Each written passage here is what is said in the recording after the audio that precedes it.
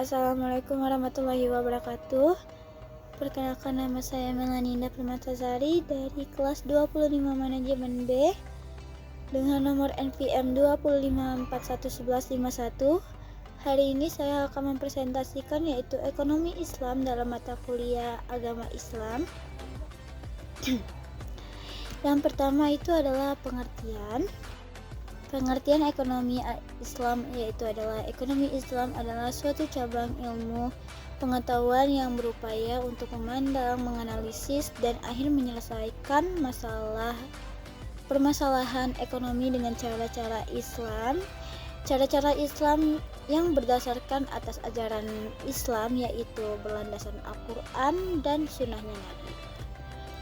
Lalu definisi ekonomi Islam itu ada 4 yang kita ketahui, yaitu ekonomi Islam adalah sosial yang mempelajari masalah ekonomi masyarakat yang diilhami oleh nilai-nilai Islam dalam mana, yaitu ada Kursin Ahmad.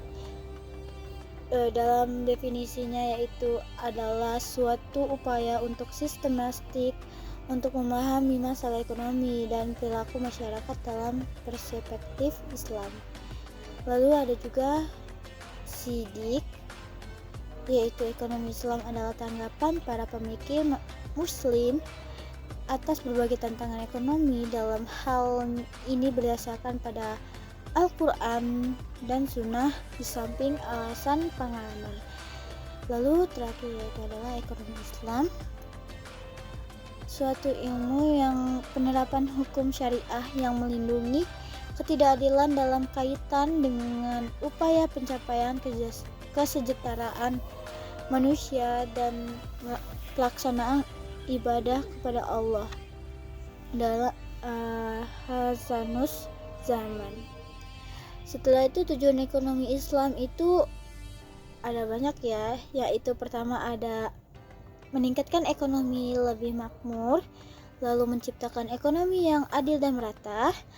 Ada juga mewujudkan perekonomian yang stabil, mewujudkan perekonomian serasi, dan mewujudkan perekonomian yang menjamin kemerdekaan produksi. Terakhir juga ada namanya menciptakan ekonomi umat yang mandiri.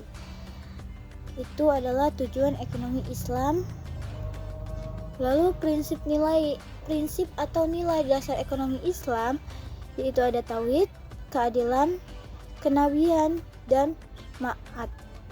Hasil kenabian itu adalah masih ada lagi ya, kayak seperti sidik ya, atau jujur, amanah atau dipercaya, ada fatona yaitu cerdas, dan tablik menyampaikan. Setelah itu lembaga-lembaga ekonomi Islam di Indonesia merupakan pasar modal syariah, bank umum syariah, asuransi syariah, lembaga gadai, BNT, Baitul Mal wal Tamil. Setelah itu perbankan syariah. Perbankan syariah ini seperti bank syariah, lalu ada unit usaha syariah, lalu ada bank umum konvensional, bank umum konvensional juga ada 2 juga ya, kayak unit usaha syariah sama sistem konvensional. Sedangkan bank syariah itu ada 2, yaitu bank umum syariah dan bank pembiayaan rakyat syariah. Setelah itu pengertian dari bank syariah. Bank syariah yang melaksanakan kegiatan usaha secara konvensional atau berdasarkan prinsip usaha syariah di dalam kegiatan memberikan jasa dalam lalu lintas pembayaran.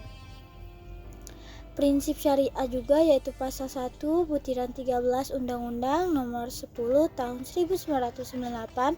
Prinsip syariah adalah aturan perjanjian berdasarkan hukum Islam antara bank dan pihak lainnya untuk penyimpanan dana dan atau pembiayaan kegiatan usaha atau kegiatan lainnya dinyatakan sesuai dengan syariah. 5 prinsip bank syariah yaitu prinsip bagi hasil. Lalu ada prinsip pernyataan modal, prinsip jual beli barang dengan memperoleh keuntungan. Lalu ada pembiayaan barang modal berdasarkan prinsip sewa murni tanpa pilihan ijarah ya. Pilihan pemindahan kepemilikan atas barang yang disewa dari pihak bank oleh pihak lainnya. Lalu yaitu ada peran bank syariah juga. Bank syariah itu turut berperan dalam menunjang pembangunan ekonomi bangsa Indonesia, terutama melalui upaya peningkatan peranan pengusaha muslim dalam perekonomian nasional dan bertindak sebagai katalisator sebagai pengembangan lembaga-lembaga keuangan syariah di Indonesia. Lalu ada fungsi bank syariah yaitu seperti manajer investasi, jasa keuangan, lalu investor, dan fungsi sosial.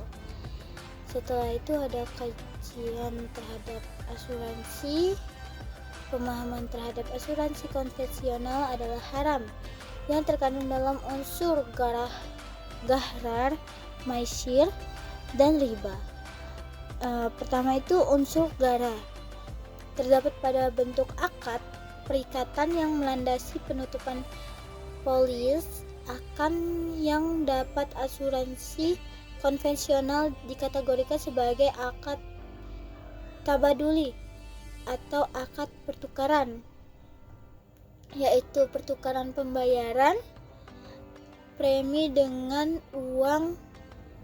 Pada asuransi konvensional adalah tidak jelas asalnya ya. Lalu ada unsur maisir.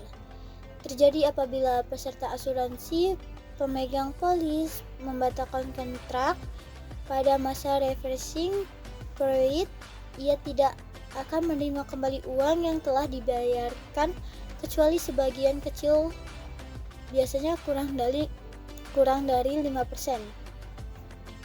Lalu unsur riba terkandung dalam melakukan usaha dan investasi yang menggunakan sistem bunga, terutama oleh bank-bank konvensional dan fund manager competence. Definisi pengadaian syariah itu juga ada menjadikan suatu benda berharga dalam pandangan syarah sebagai jaminan hutang, dengan kemungkinan hutang tersebut bisa dilunasi dengan barang tersebut atau sebagiannya. Lalu rukun dan syariah. Pengadaian syariah, rahin yaitu orang-orang mengadaikan, murtahin yaitu orang yang menerima gadai, mahrun yaitu barang jaminan. Lalu ada juga syaratnya yaitu dari mahrum yaitu barang jaminan, yaitu A mempunyai nilai menurut syariat, B harus ada pada waktu akad, C harus bisa diserahkan ketika murtahin atau wakil. Lalu ada lanjutannya juga mahrum daid, utang, ijab dan kabul, harus jelas terakhirnya dan bunganya. Lalu ada pengertian dari baitul wal wa tahmil menurut Hosen dan Hasan Ali, ada menurut Heri Sudarsono 2007 BMT. Setelah itu fungsi BMT yaitu baitul mal, rumah, mal, harta, menerima titipan dana zakat, infak, sedekah, serta mengoptimalkan distribusi sesuai dengan peraturan dan amanah.